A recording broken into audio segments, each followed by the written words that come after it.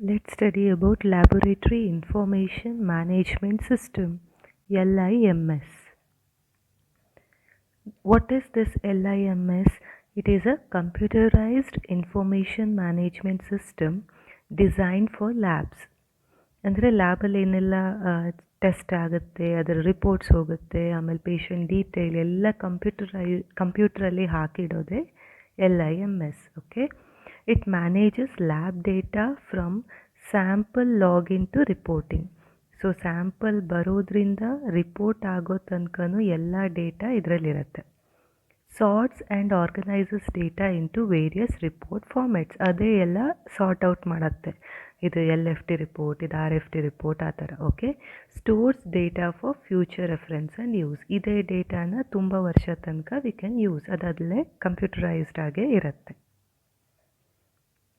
So pathology example ತೊಗೊಂಡ್ರೆ, pathologist ಇರ್ತಾರೆ, he'll report and write it in a sheet of paper.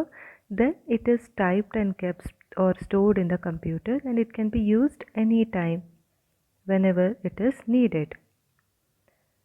So it improved the data management in lab and increases lab potential. So data management ಅನ್ನು improve ಮಾಡುತ್ತೆ. Enable centralization of information. So ಎಲ್ಲ information ಒಂದೇ ಕಡೆ centralized ಆಗೋ ಹಂಗೆ ಮಾಡುತ್ತೆ. Support and enhances business process of the lab. Takes advantage of new lab information technology. Provide easy access to data. ಇಮಿಡಿಯೇಟಾಗಿ ನಮಗೆ ರಿಸಲ್ಟು ಡೇಟಾ ಎಲ್ಲ we can see. So it tracks the specimen from recipient, processing, testing, reporting to the storage. So ಒಂದು test, ಒಂದು sample ಬರೋದ್ರಿಂದ report ಆಗೋ ತನಕ ಅದಕ್ಕೆ ಏನೆಲ್ಲ ಆಗಿದೆ ಎಲ್ಲ ಡೀಟೇಲು ಇದರಲ್ಲಿರುತ್ತೆ. Electronically capture results from lab diagnostic equipments and stores within the specimen detail. ಕೆಲವು ಟೈಮು ಡೈರೆಕ್ಟಾಗಿ ಇವಾಗ ಮೆಷರ್ಮೆಂಟ್ ಮಾಡೋ ಇಕ್ವಿಪ್ಮೆಂಟ್ ಎಲ್ಲ ಇದೆಯಲ್ಲ, ಅದರಿಂದನೇ ಡೈರೆಕ್ಟಾಗಿ ಸ್ಟೋರ್ ಮಾಡ್ಕೊಳ್ಳುತ್ತೆ. Protocols and algorithm for testing and final result determination. Enables the determination of the patient outcome. So report ಎಲ್ಲ ಕಡೆ ಇರುತ್ತೆ, ಪೇಷಂಟಿಗೆ ಏನಾಯ್ತಂತ anyone can access and C. Integrate patient and specimen information. So ಎಲ್ಲ ಇನ್ಫಾರ್ಮೇಷನ್ ಇರುತ್ತೆ. Support the patient management and care or treatment. ಅಂದರೆ ಇವಾಗ suppose ಪೆಥಾಲಜಿಸ್ಟಿಗೆ ಏನೋ ಹಿಸ್ಟ್ರಿ ಬೇಕಿತ್ತು. ಸೊ ಫೈಲಿಗೆ ವೆಯ್ಟ್ ಮಾಡೋದಕ್ಕಿಂತ ಇಲ್ಲಿ ಟೈಪ್ ಮಾಡಿದರೆ ಕಂಪ್ಯೂಟ್ರಲ್ಲೇ ಎಲ್ಲ ಡೀಟೇಲ್ಸ್ ಸಿಗುತ್ತೆ. That way it support the patient management, care and treatment. ಇದರ ಅಡ್ವಾಂಟೇಜ್ ಏನು? Real time control of data quality with built in QC. So ಅದರಲ್ಲೇ ಒಂದು QC ಇರುತ್ತೆ. ಸೊ ಅದಕ್ಕೆ ಕಂಪೇರ್ ಮಾಡೋಕ್ಕೆ ಈಸಿ ಆಗುತ್ತೆ. Direct report generation meeting the specific client requirements. So ಡೈರೆಕ್ಟಾಗಿ report generate ಮಾಡಿ ಕೊಟ್ಬಿಡ್ಬೋದು, ಯಾಕಂದರೆ ಅಲ್ಲೇ ಕಂಪ್ಯೂಟ್ರಲ್ಲೇ ಇರುತ್ತೆ. Direct electronic reporting to the clients or direct client access to data. ಇಲ್ಲ ಕ್ಲೈಂಟೇ ಅದೇನೋ ಪಾಸ್ವರ್ಡ್ ಹಾಕಿ they can take the reports. Disadvantage ಏನು? Adequate validation to ensure the data quality. ಇವಾಗ ಒಂದು ಯಾವುದೋ ಡೇಟಾ ಅದರಲ್ಲಿದೆ, ಸೊ ಅದು ತಪ್ಪಾ ಸರಿ ಅಂತ ಪೆಥಾಲಜಿಸ್ಟ್ ವ್ಯಾಲಿಡೇಟ್ ಮಾಡಲೇಬೇಕು. ಕೆಲವು ಟೈಮ್ ಹ್ಯೂಮನ್ ಎರರ್ ಆಗುತ್ತೆ, ಇಲ್ಲ ಮೆಷಿನ್ನೇ ಕೆಟ್ಟು ಹೋಗಿರ್ಬೋದು. So validation is essential.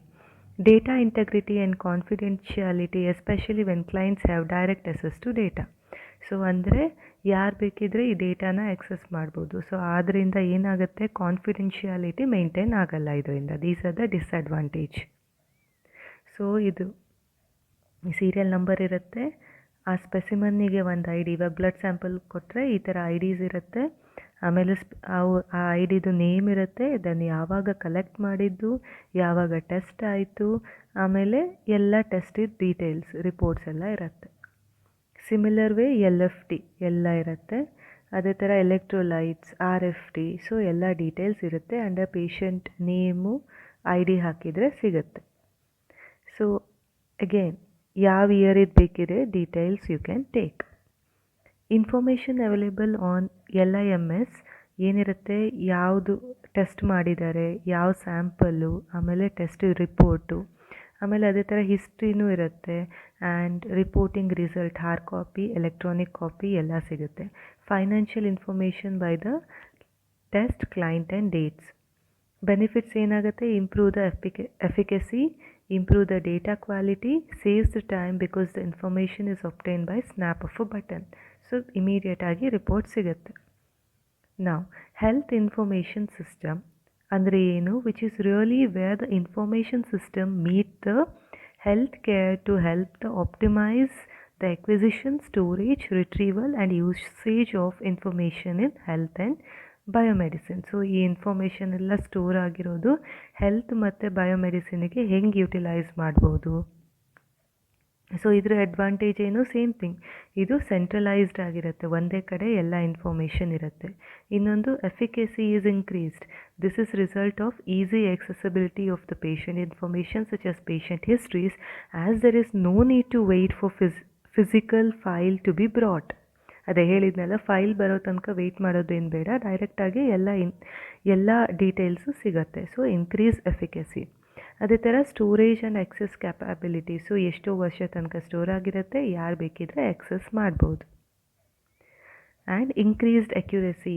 Health information system can be built with the ability to detect and flag the result. ಅಂದರೆ ಇವಾಗ ಸಪೋಸ್ HP ತುಂಬ ಕಮ್ಮಿ ಇದೆ, ಓಕೆ, 5 ಅಥವಾ 4 ಗ್ರಾಮ್ಸ್ ಎಲ್ಲ ಬಂದರೆ, ಸೊ ಅದರಲ್ಲೇ ತೋರಿಸುತ್ತೆ ಕಮ್ಮಿ ಇದೆ ಅಂತ. So it flag the result. So as with most of the things, there is always the other side of the coin to consider. This health information system are no exception. They too have found to have numerous disadvantages. ಏನದು disadvantage? Cost. It is very expensive. ಅದೇ ಥರ learning curve. So ಎಲ್ರಿಗೂ computer use ಮಾಡೋದು ಕಲಿಬೇಕು, ಎಲ್ಲೆಲ್ಲಿ store ಮಾಡೋದು ಹೆಂಗಂತ ಕಲಿಬೇಕು, ಯಾವುದೇ ಥರ ಎರರ್ ಆಗಬಾರ್ದು. ಸಪೋಸ್ ಇವಾಗ ಪ್ಲೇಟ್ಲೆಟು 1 lakh ಇದ್ದರೆ you should not type it as 1000, ಆ ಥರ ಎಲ್ಲ ಮಾಡಬಾರ್ದು. Learning curve is important. So internal quality control ಎಲ್ಲ ಯಾವಾಗಲೂ you should do to ensure the better quality of the report or result.